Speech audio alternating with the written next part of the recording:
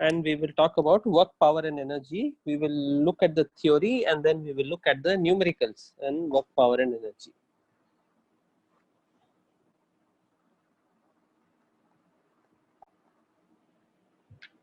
Okay, so before I do that,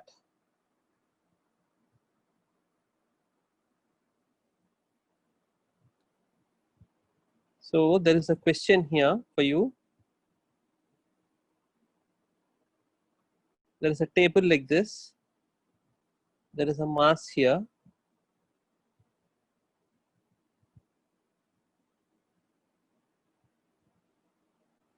So this is released. So when this is released, this goes and this hits this. Yeah, there is an elastic collision.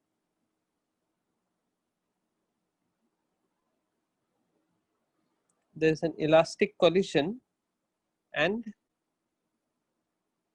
the coefficient of restitution is equal to 0.5. Now what is the velocity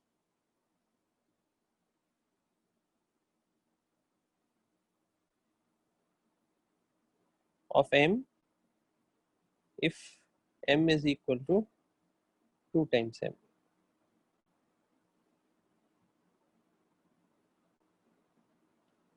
What is the velocity of capital M if capital M is equal to 2 times m?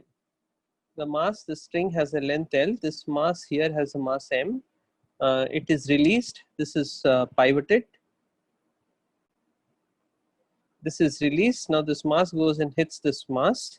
So if capital M is equal to 2m, what is the velocity of m after collision? The coefficient of restitution is equal to 0.5.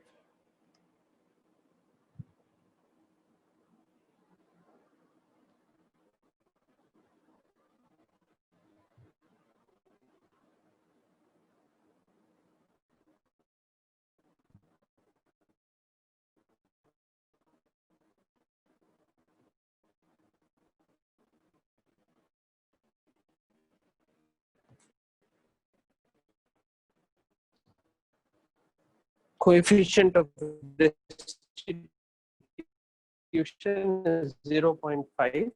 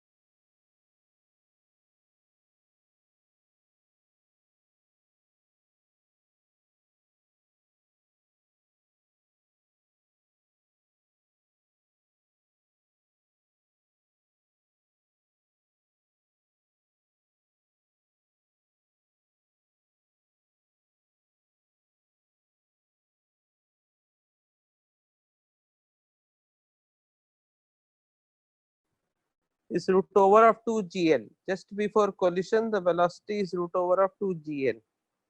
Now it is given to you that relative velocity after collision. After collision will be, suppose both of them are moving in the same direction, then it will become v2 minus v1 divided by initial relative velocity before collision. Before collision was root over of 2gl. So this is equal to 0.5. Okay.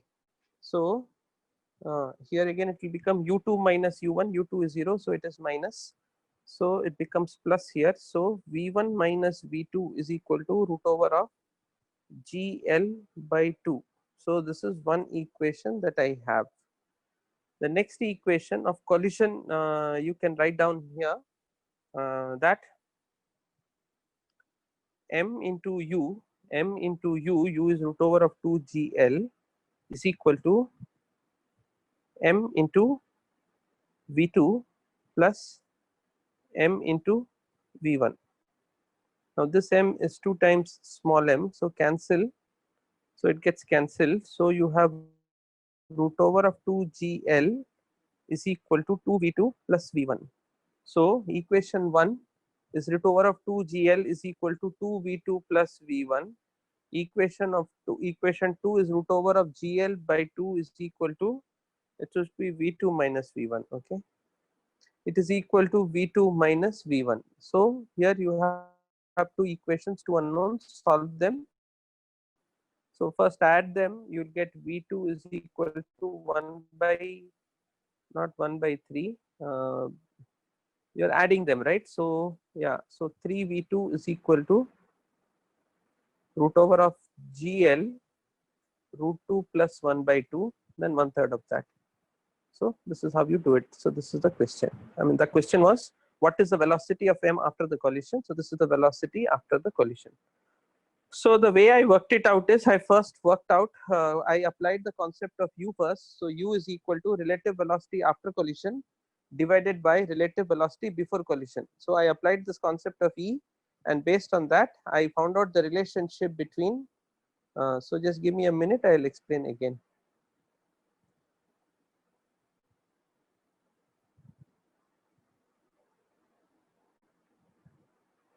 Okay, so what I'm trying to say is E is equal to, negative E is equal to V2 minus V1 by U2 minus U1. That is equal to relative velocity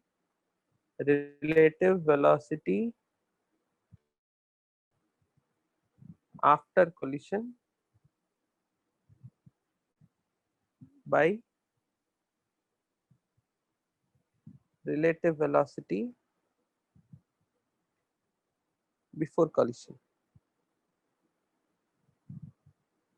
Okay, so this is how I go ahead with it. Okay, next question for you. A ball is dropped from a height h is equal to, let me say, 20 meters.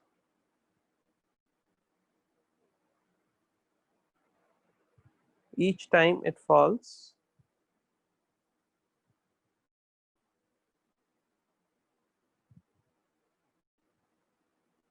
collides with ground and bounces back. E is equal to 0.9. How many times will it bounce before velocity becomes, let's say, some 4 meters per second? A ball is dropped from a height h is equal to 20 meters. Each time it collides with the ground and bounces back. Coefficient of restitution is equal to 0.9. How many times will it bounce before velocity becomes 4 meters per second? How many times will it bounce before velocity becomes 4 meters per second? So can you work this out?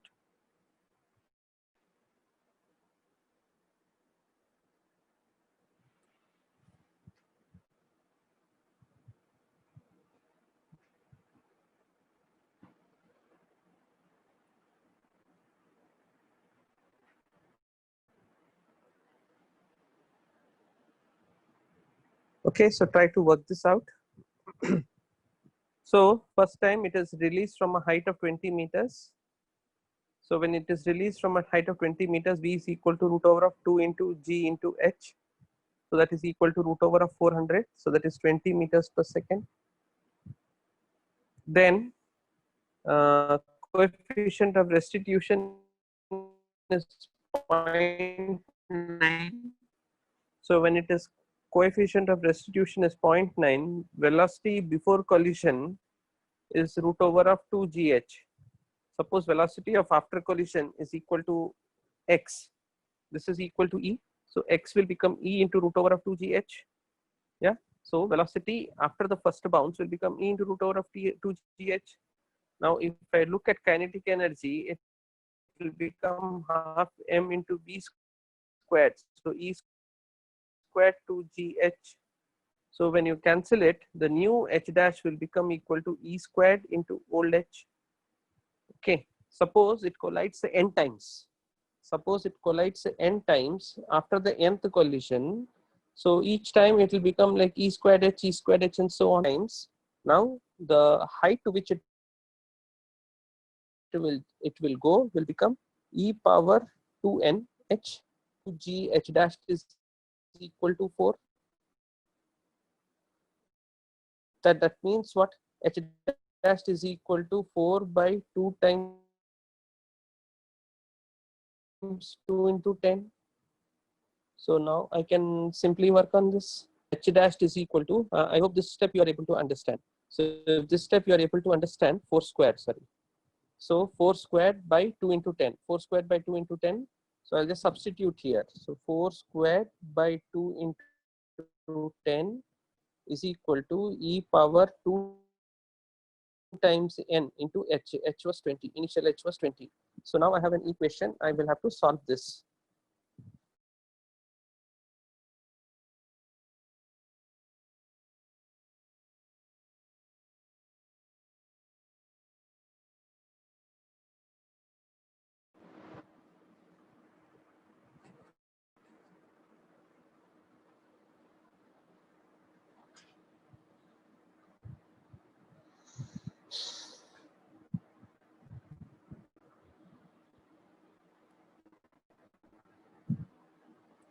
Yeah, so from here you will get e power 2h is equal 2 times n into this much. So from here you will get 0.9 power 2 times n is equal to 16 by 2 into 10 into 20. So we can work this out. 5 will go 4 times.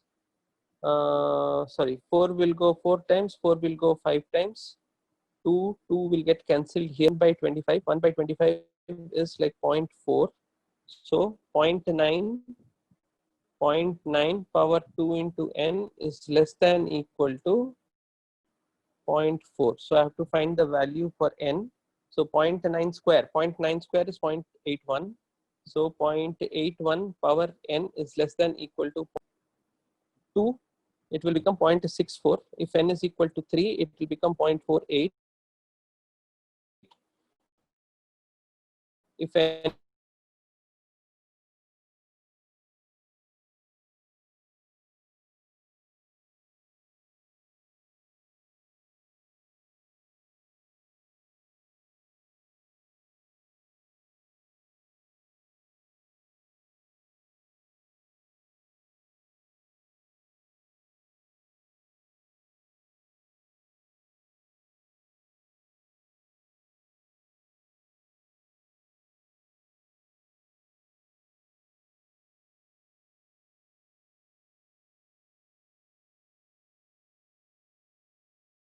so if you can just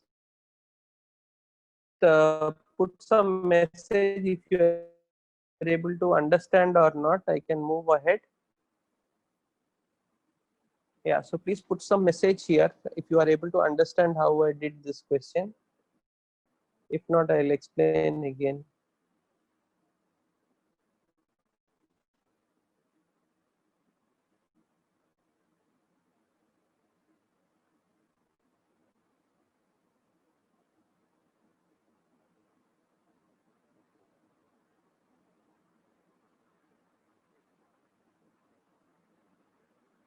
Yes, if you could leave some message, if you are able to understand what I am saying, I'm fine. If not, I'll explain again. Can anybody?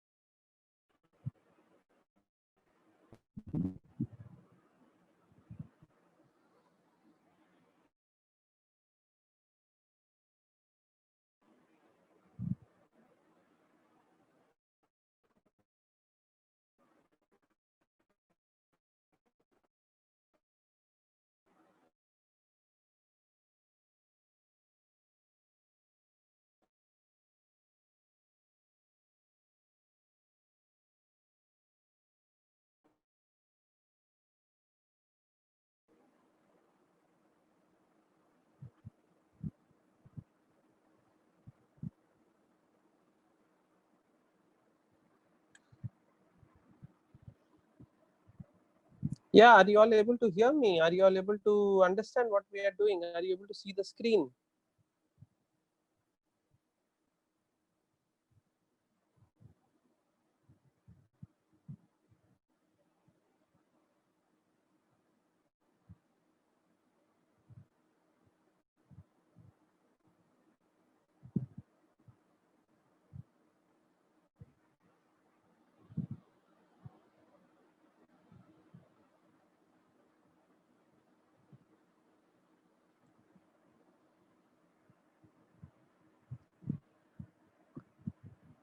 Yes, students, are you all able to hear anything?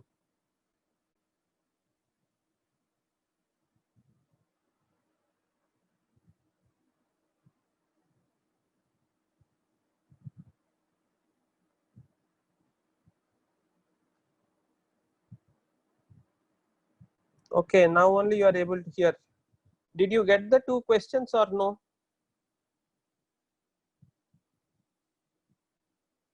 Have you got the two questions that I discussed?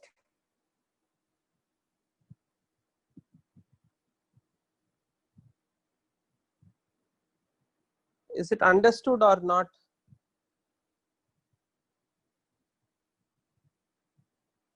Okay, no. Okay.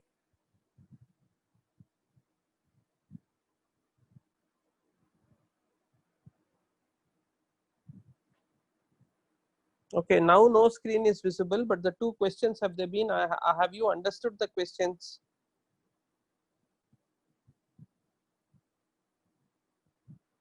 Okay, okay, so let me, I'll just close and then re-enter, okay? So, okay, let me try to share the screen once.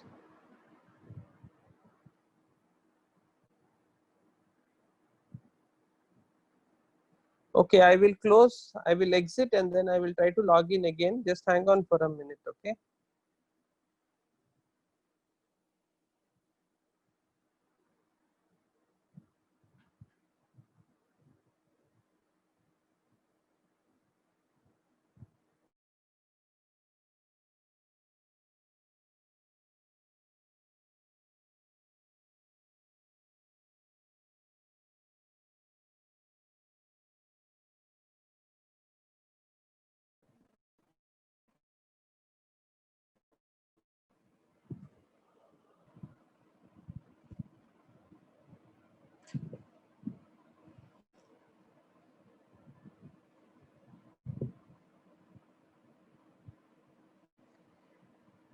Yeah, so I am back.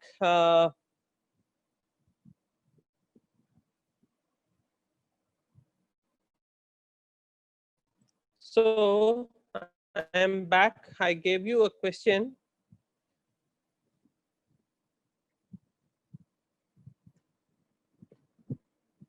Okay, I gave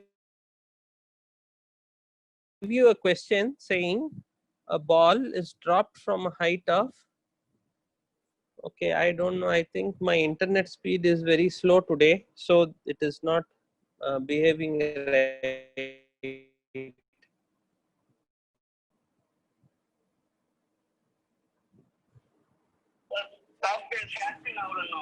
Huh? Oh, share screen open agale.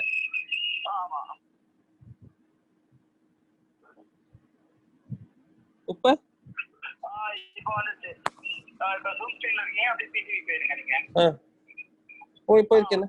Okay. Okay, okay. So I was asking you a question saying that a ball is dropped from a height h.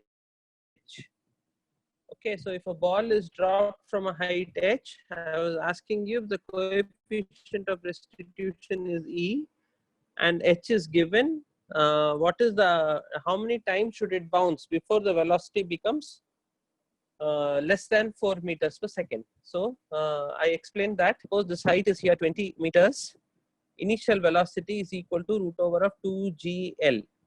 So that will become root over of 2 into 10 into height was 20.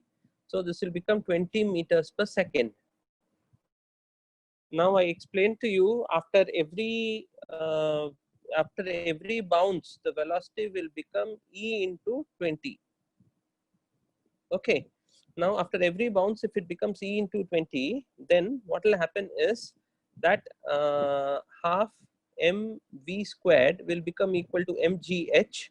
So, h dashed, that is a new height, will become e square times the old h. Okay. Suppose it bounces n times, so the new height is equal to e power 2n times h. Now, when it is going to fall down, it will become root over of e power 2n into 2 into g into h. Now, this must be less than or equal to 4 meters per second. So, this was the question. So, I am squaring both sides. So, if I am squaring both sides, it will become e power 2n into 2 into g is 10 into h was 20. This is less than equal to 4. So from here I calculated e power 2n must be equal to 16 divided by this is like 20 into 20. So 20 into 20 means 4. 5 will cancel. So 1 by 5, 1 by 5. So that will become how much? 1 by 5 will become 1 by 25. So 1 by 25 is 0.04. Then I try to find out the value for the value of n, for which it will become 0.04. So I asked you to calculate, and it will come out so many times. So this is how you do it. So now let's look at other ideas in this chapter: work, power, and energy. Now, of late, I have been seeing quite a few questions where they are giving. Suppose there is a force F which is given as some 20 plus 4x. Suppose the force is given as 20 plus 4x. Now the question is, what is the work done? What is the work done in moving from a point, let us say 3, 4 to let us say 6, 10. What is the work done in moving from a point 3, 4 to 6, 10? A force F, which is given by 20 plus 4x Newton, acts on a body. Now, work done by a body, you know, is equal to F dot dr. Okay, when there is a constant force acting, I can say work is equal to force into displacement. But when there is a variable force acting, I have to say work done is equal to F dot dr. And to find out the net work done, I have to integrate this from r is equal to initial position to the final position. So this is the definition of work. Work is equal to the dot product of force and displacement. So here the force is given to you. So force is given to you as 20 plus 4x, and you are given that the displacement is from x, 3, 4 to 6, 10. And the question is, what is the work done in the process? So the way you go ahead working out these kinds of questions is that understand first that here this force is along the x-axis. So if this force is along the x-axis, only the displacement along the x-axis will give rise to work done. So the work done will become integral 20 plus 4x dx, and the limits of the integral will be from 3 to 6.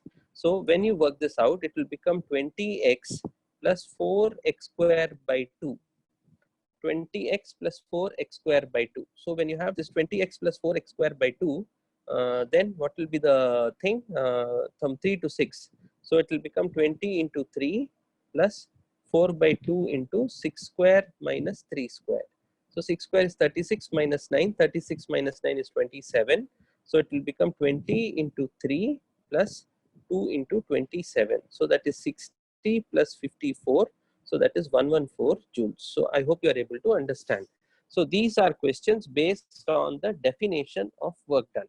So definition of work done, work done is the integral of F dot dr. It's a scalar product of force and displacement. So this is the concept on which this particular question is based on. Okay.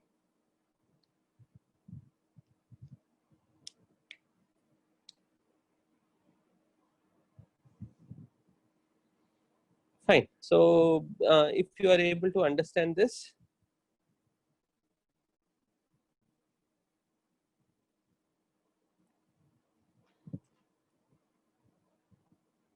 okay. So that's it. So that's it. Now there can be a slightly more complicated question saying that a force of, let me say, 3x I cap plus 4y j cap is acting on a body. Now, what is the work done in moving from 3, 4 to 6, 10? A force F is equal to 3x I cap plus 4y j cap is acting on a body and pushing it from 3, 4 to 6, 10. Now the question is, what is the work done in moving this body?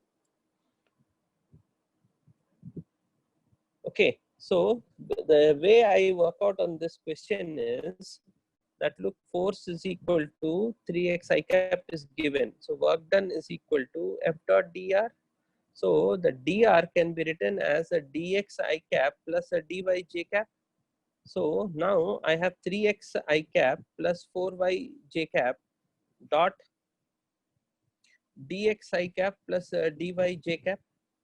So now when I find it out, I will get the thing as integral of 3x dx plus integral of 4y dy. The x displacement is from 3, 6.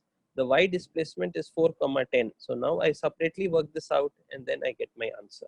So it will become 3x squared by 2 plus 4y squared by 2. The x variables are changing from 3 to 6. The y variables are changing from 4 to 10. So you will get 3 by 2 into 6 square minus 3 square plus 4 by 2 into 10 square minus 4 square. So this is how you can go ahead with these questions. So these are all questions based on the basic definition of work and calculation of. If you understand this, I will move ahead. So take a minute, make some notes, and then I will move ahead.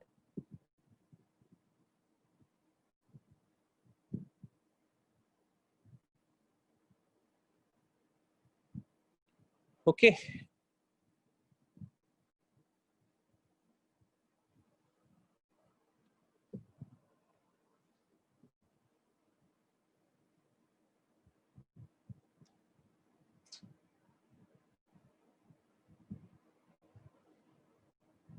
Please try to do these on your own. Don't just look at my answers and then feel happy.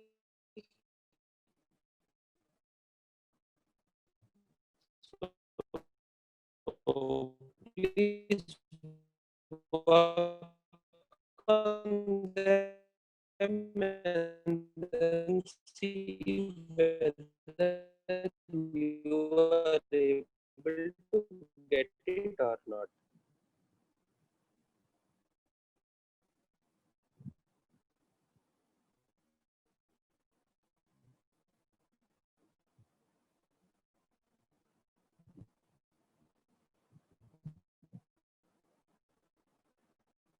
Okay.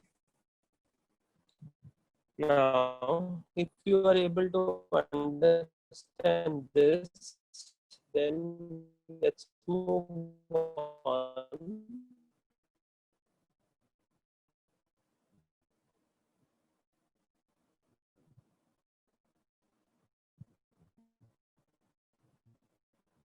This kind which came in 2020.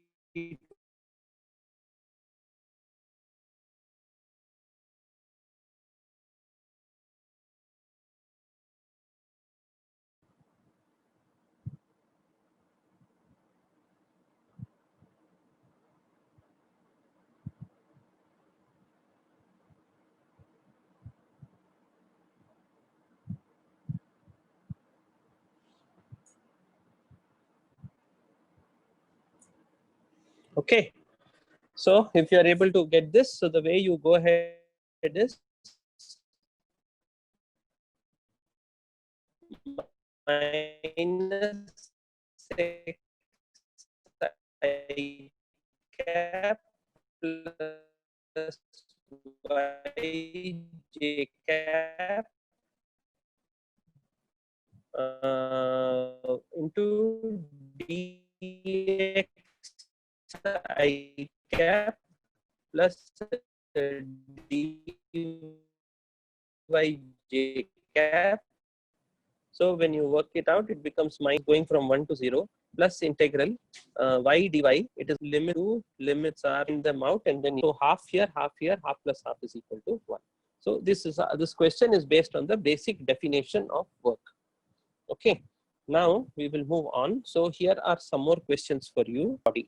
The question is, if the force act, what is the work done by the, what is by friction? If this force F acts for some time t, what is the work done by friction? A force F acts on a body, pulling it at an angle. Theta is given to you, mass is given to you. The coefficient of friction is equal to mu. Now the question is, what should be the work done by friction in time t? What is the work done by friction in time t? Okay, so if I have to answer this question, okay, can you spend a minute and then try to do this on your own, and then I will help you out.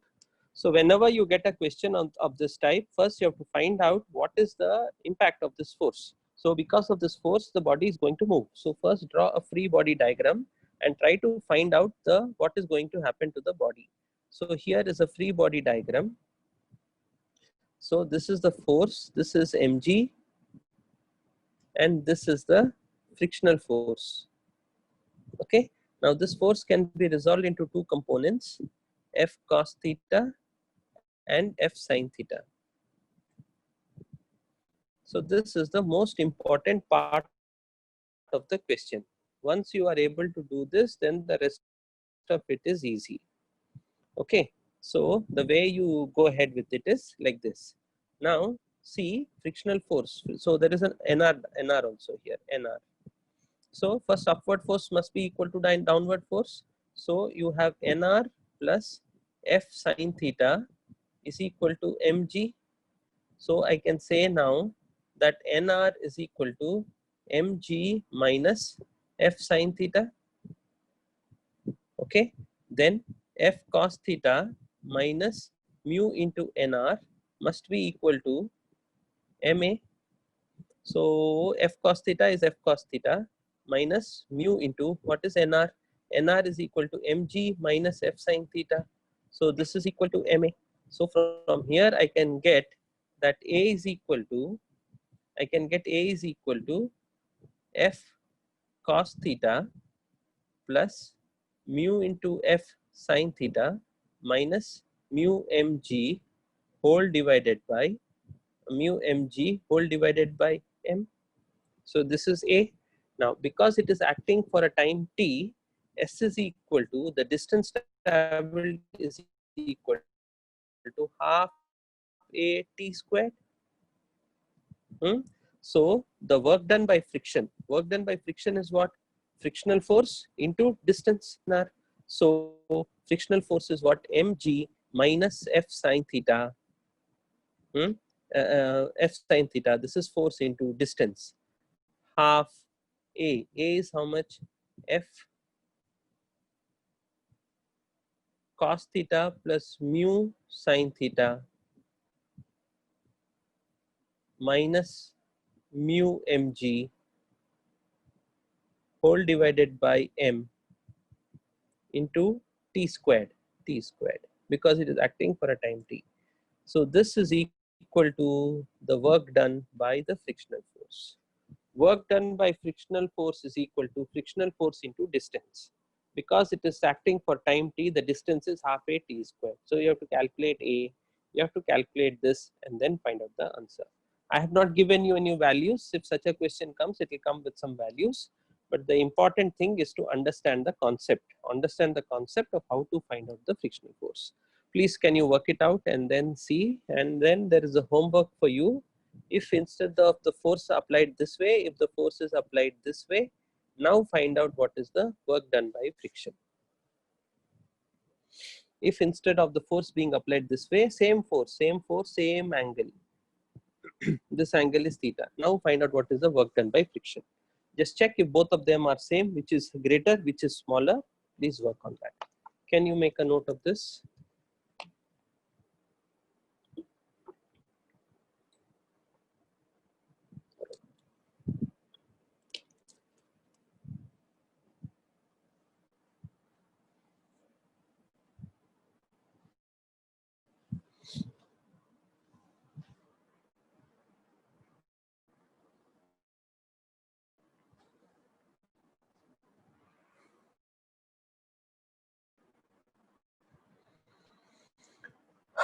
Okay, so can you please make a note of this and then make a note of this homework question also. I will be happy to get solution from you in the form of a WhatsApp.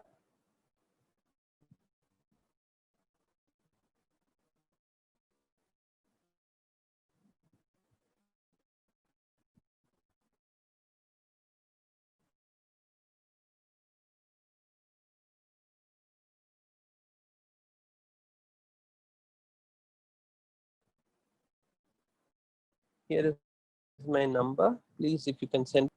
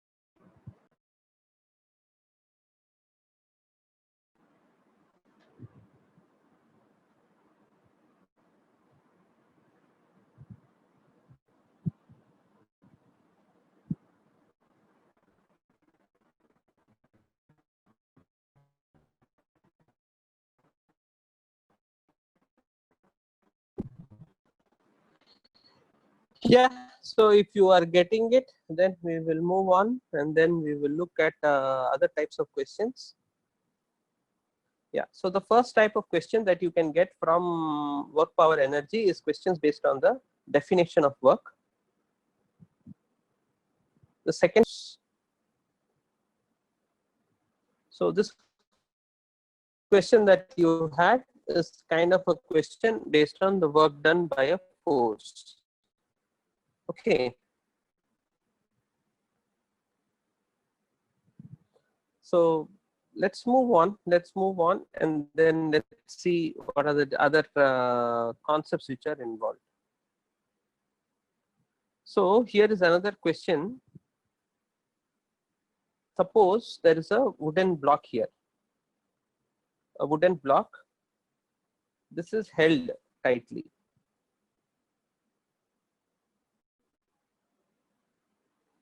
This length here is L.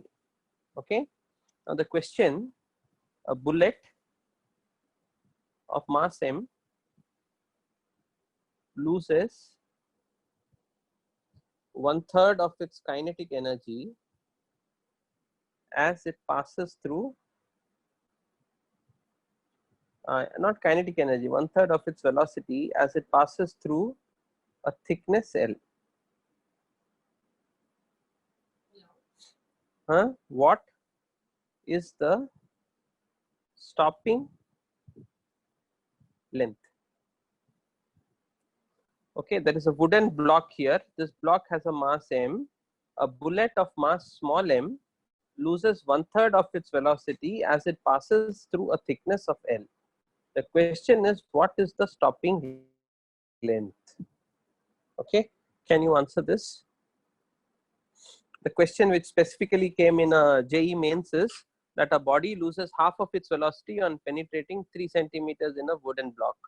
Then how much would it penetrate before it comes to rest? So here I have just changed a little bit, and I have told you that it a length L, it penetrates by traveling a distance L. So what is the stopping length of it? In all such cases, we assume that there is a force acting and that the force is doing some work. Basically, as the bullet is moving through the block, there is a force acting. Because of that force acting, there is a resistive force. Okay, there is a resistive force. Okay, now that resistive force into distance is equal to the work done, and that work done is the change in its kinetic energy. So force into L is equal to it loses 1/3 of its velocity.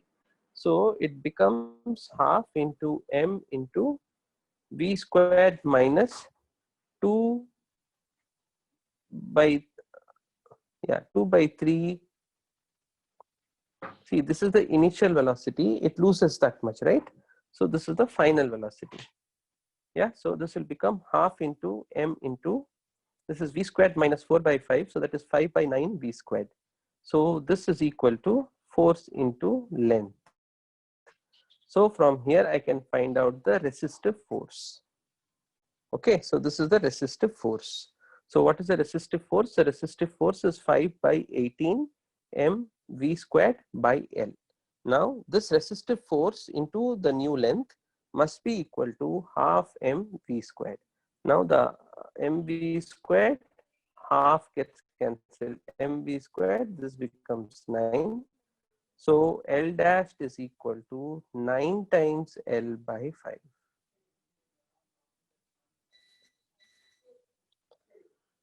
Okay, so L dashed is equal to 9 times L by 5. So what is this 9 times L by 5? Length required to stop the bullet fully. So here the concept is that first understand that whenever positive work is done on a body, its kinetic energy increases.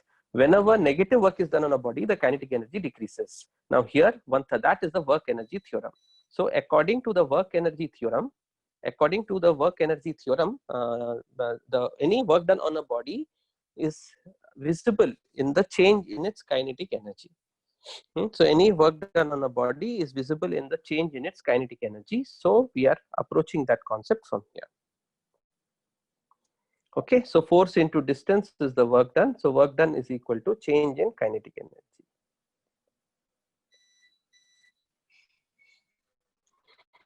Yeah, okay. So you work on this.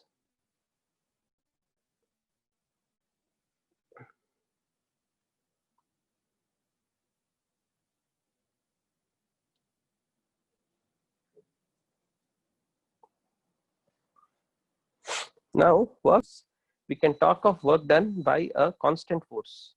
So work done by a constant force is simply equal to force into distance. Then you can also have work done by a variable force.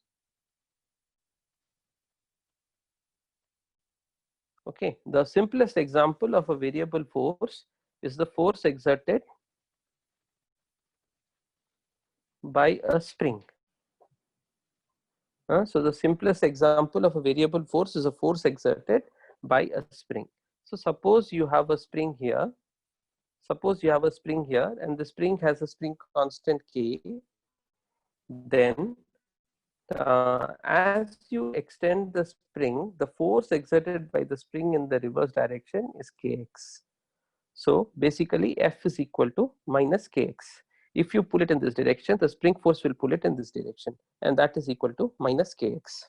Okay, now this is what is the basis for simple harmonic motion. But suppose you are stretching the spring by some distance, then the work done, you have to pull by a force Kx. So the work done will become Kx dx. So it will become integral kx dx 0 to x. So that is equal to half kx square. Now please understand that if there is a spring like this, if there is a spring like this and there is some mass m here and you are pulling in this direction, please understand the force that you are exerting is F. The force that the spring force is exerting is also F, and that is equal to kx. So you are also exerting kx, right? Now what is the net force acting on this body? The net force is 0. So the net force is 0. So if the net force is 0, the work done by you doesn't go to kinetic energy. The work done by you goes to potential energy. So the net force is 0. So work done by the external agent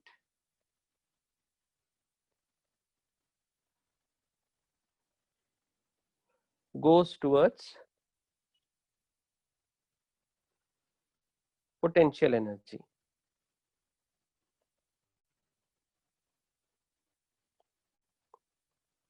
Okay, goes towards potential energy. Now, after you have stretched it to some distance x, now you have released it. You are not exerting any force now. Now only spring force is acting. Now only one force is acting. Now there is a work done by the spring force.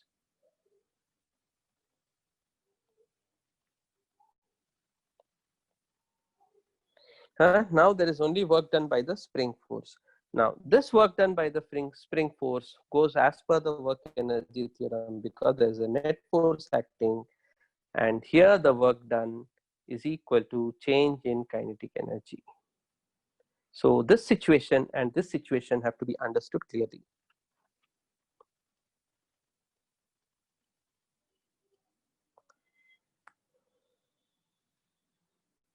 Okay, so these two situations have to be understood clearly.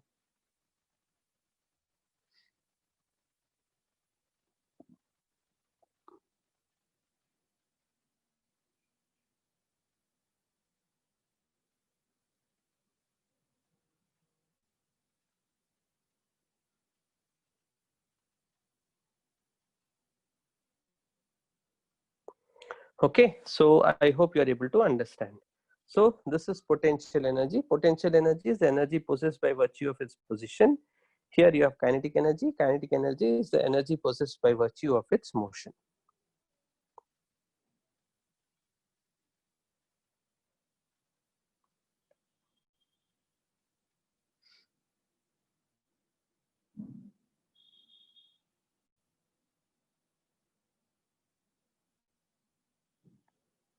Okay.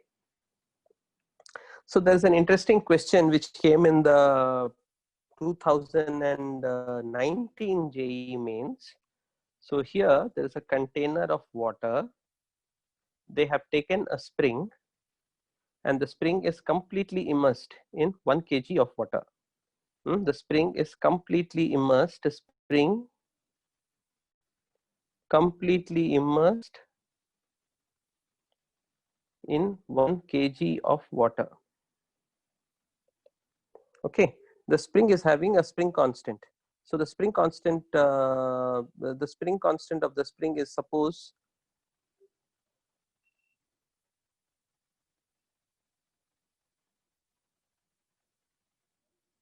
800 newtons per meter.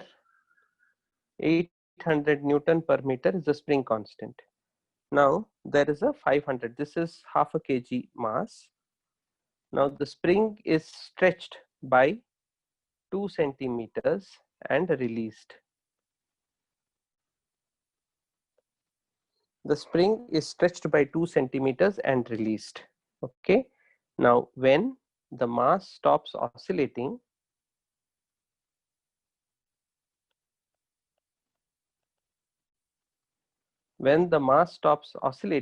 what is the delta T, temperature increase of water? I hope all of you know that 1 kg is equal to 1000 grams. Also, the specific heat of water is 4.2 joule per gram. okay, per degree centigrade. So they are asking you what is the rise in water. So very simple, all that they are telling is if it is stretched by 2 centimeters, now there is a potential energy. What is the potential energy? Half k x square. This is the potential energy. So that is half into k, k is 800 into x, 2 by 100 into 2 by 100, right? So now once it has stopped, the energy has to go somewhere. So where is that energy going? That energy is going towards increasing the temperature of water. So half k x squared, okay, half k x squared is equal to mc delta t. So that's how you will get it. Okay. Okay, so students, there is a power cut in my place. So my things, if they go off, you may assume the class is over. I'll continue again tomorrow and then I will work tomorrow. Okay. Yeah. So don't wait and then don't expect that I'll be back. So if it goes off, it's off. Okay. So this is equal to mc delta t. So the mass is given to you 1000. C is given to you 4.2, delta T is the question. Can you quickly find out what it is? So these two get cancelled, this gets cancelled here. So this is 16. So 0.16 is equal to 1000 into 4.2 into delta T. So delta T is equal to 0.16 by 4.2 into 10 power minus 3. So the options are given as 10 power minus 3. Okay, different options are there, so you can just solve and then try to get it.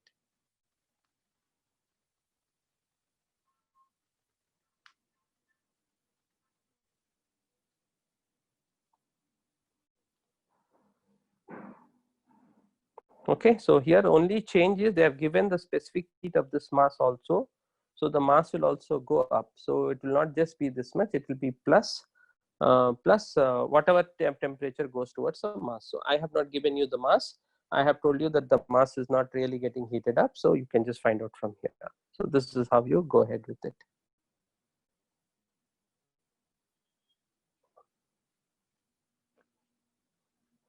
Okay. Now there is a small issue that I want to discuss with you.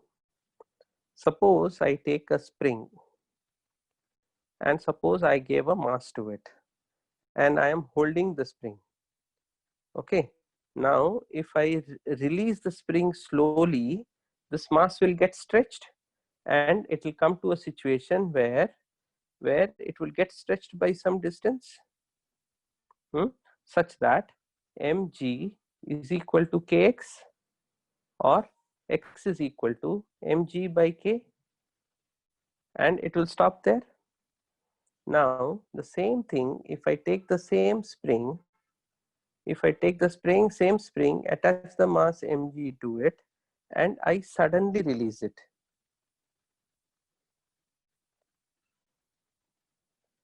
That I just left it. Now also it will stretch, but when it comes to its mean height, its mean extension, it would have gained kinetic energy. Because of that, it would further go to the other extreme. Okay, so suppose it goes down by some distance x. Do you understand that the change in potential energy is mgx? So this must be equal to half k x square. So this x here gets cancelled. Do you see that x is equal to 2 mg by k? Do you see that here the extension, the distance here is mg by k. So do you see here the extension is 2 mg by k? Now, if it is 2 mg by k, I can ask you what is really happening. So basically, this is the mean height. Okay. Now, once this is the mean height, the body is basically oscillating about its mean height. Now, what is the amplitude? The amplitude is mg by k.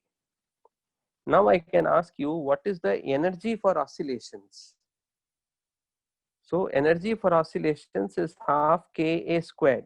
So, m squared g squared by k squared. K gets cancelled. So, it is m squared g squared by 2k. So, this is the energy with which it is oscillating.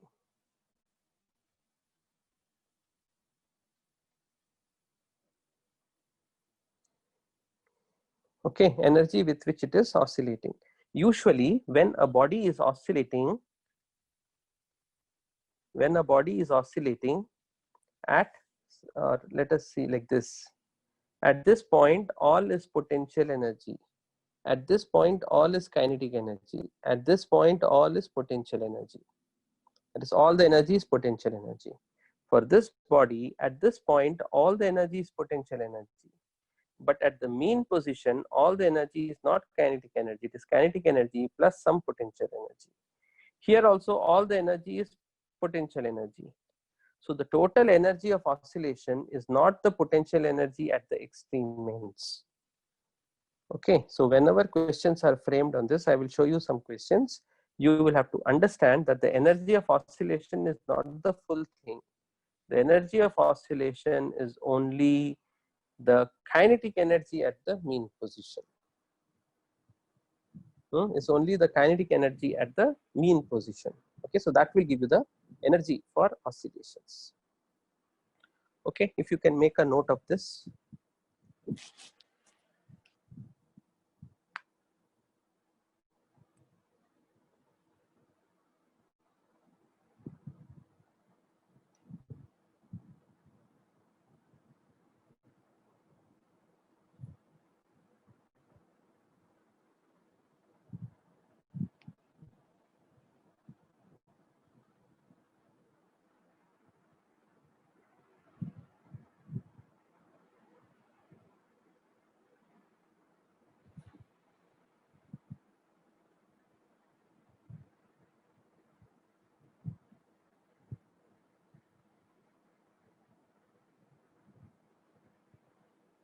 Okay.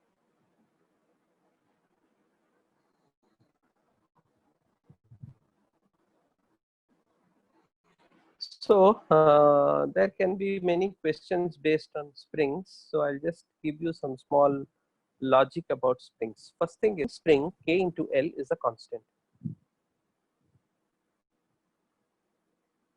Okay, for any spring K into L is a constant. So if a spring is cut into two parts, so K into L is equal to K dashed into L by 2. So what is K dashed equal to? 2 times K. So that is what you have to understand. Okay, if the spring is cut into smaller and smaller portions, the spring constant increases. Similarly, if 3 springs having spring constant K are connected, the effective spring constant is not 3K. The effective spring constant is now K dashed into 3L is equal to K into L. So the LL gets cancelled, K dash is equal to K by 3. So this is what you have to understand. Okay, now this is a series connection of springs. Now if you suspend a mass here, because they are all connected, the tensions everywhere will be the same. So if tensions everywhere are the same, then what can I infer? I can infer that the extension, that is the extension which is equal to T by K effective, is equal to x1 plus x2 plus x3. That is extension here plus the extension here plus the extension here. So I can say T by K effective is equal to T by K1 plus T by K2 plus T by K3. So all the T's go away and you will get 1 by K effective is equal to 1 by K1 plus 1 by K2 plus 1 by K3. Okay, so this is the effective spring constant. So now if all of them are the same, it becomes 3 by K3, so that when you take the reciprocal, K effective is equal to K by 3. That's what we got here. This is a series connection of springs.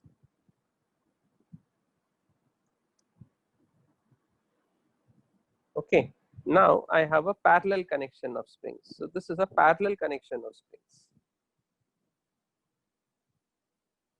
So in a parallel, suppose this is K1, K2, K3, this is M. In a parallel connection of springs, the extension throughout will be the same. Because there are different strings here, tension will be T1, T2, T3. So k1x plus k2x plus k3x will be equal to k effective into x. So cancel off it and you will get k effective is equal to k1 plus k2 plus k3.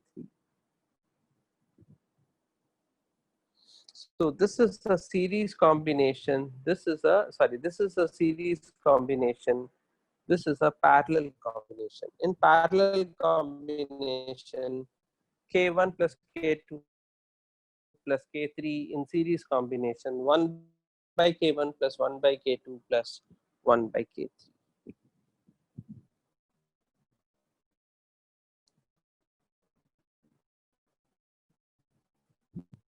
Okay, you make some notes.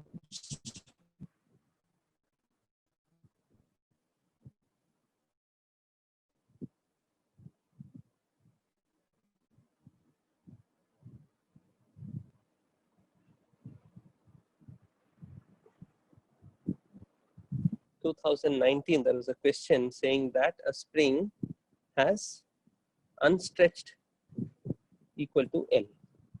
Force constant is K.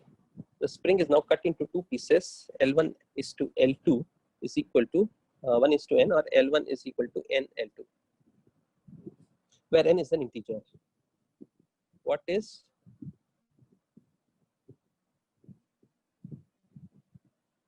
the ratio K1 by K2? A spring has unstretched length L. L1 is to L2. L1 is equal to, forget about this. It is cut into two parts, L1, L2, such that L1 is equal to NL2. What is K1 by K2? Where K1, K2 are the spring constants of 1 and 2.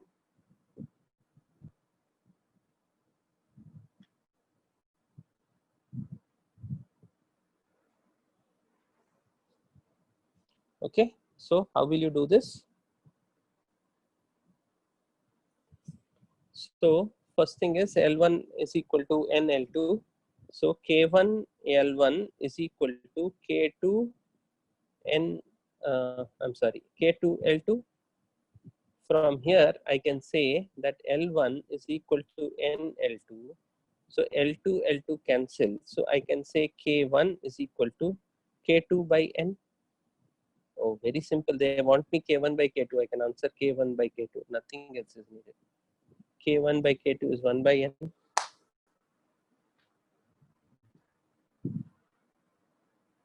Okay. So understand that if you figure out what the concept is, then the question becomes very, very easy to answer. So this is how you go ahead.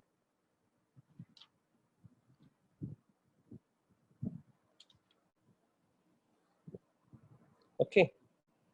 Now, just for the sake of completion, I can just give you some small questions and ask you to find out the effective spring constant of the systems.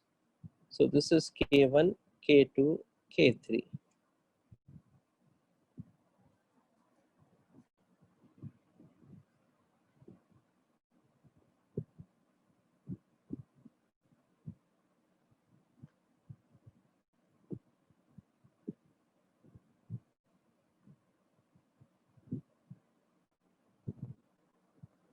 Okay, can you just find out the effective spring constant of these diagrams?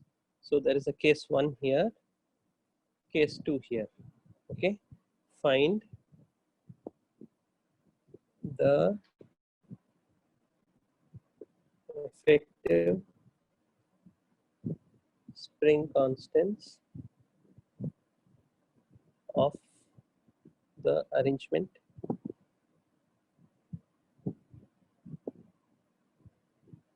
of springs shown. Find the effective spring constant of the arrangement of springs shown.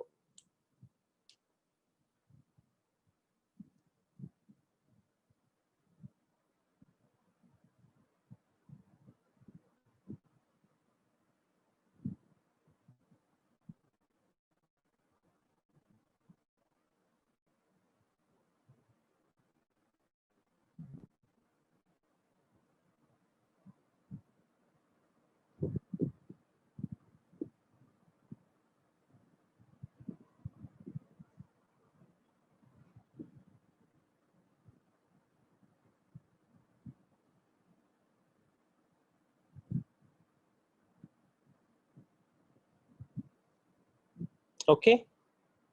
So if you can find it out, we will move.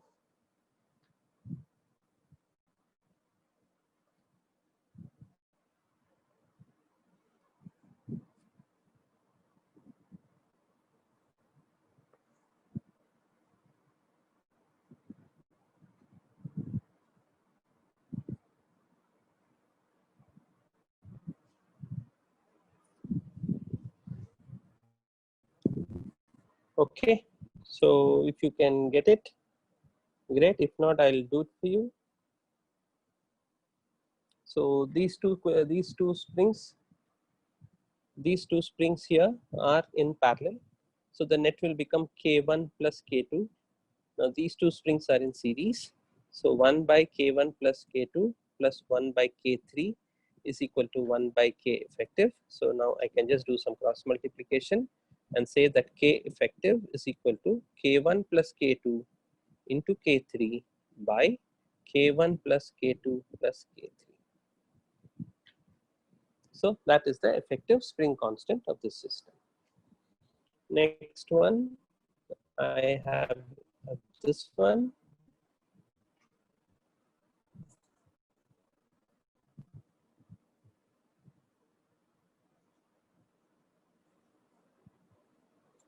So K1, K2, K3 I have.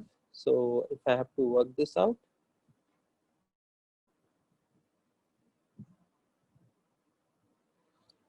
so the way I go ahead here, it's very difficult for me to understand what is series and what is in parallel. But suppose I move this by some distance x.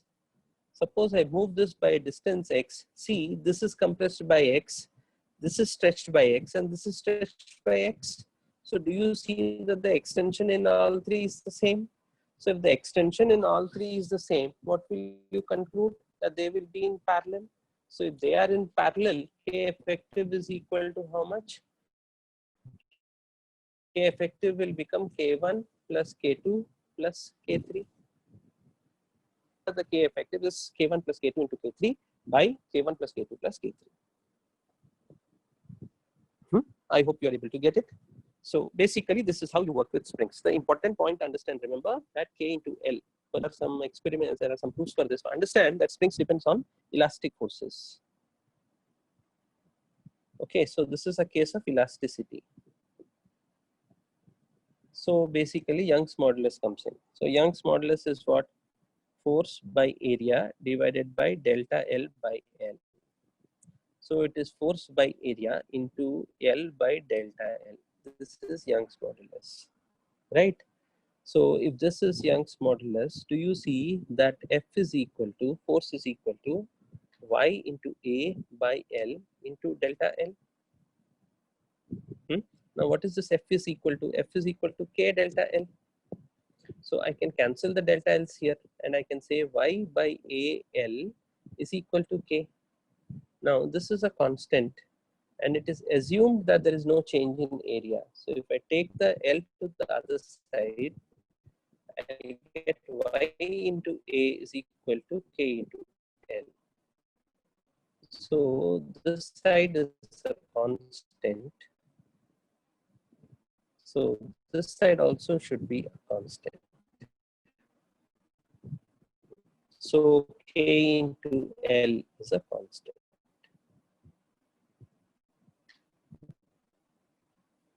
Yeah, can you just think about it? So I'm working on it from the Young's modulus point of view.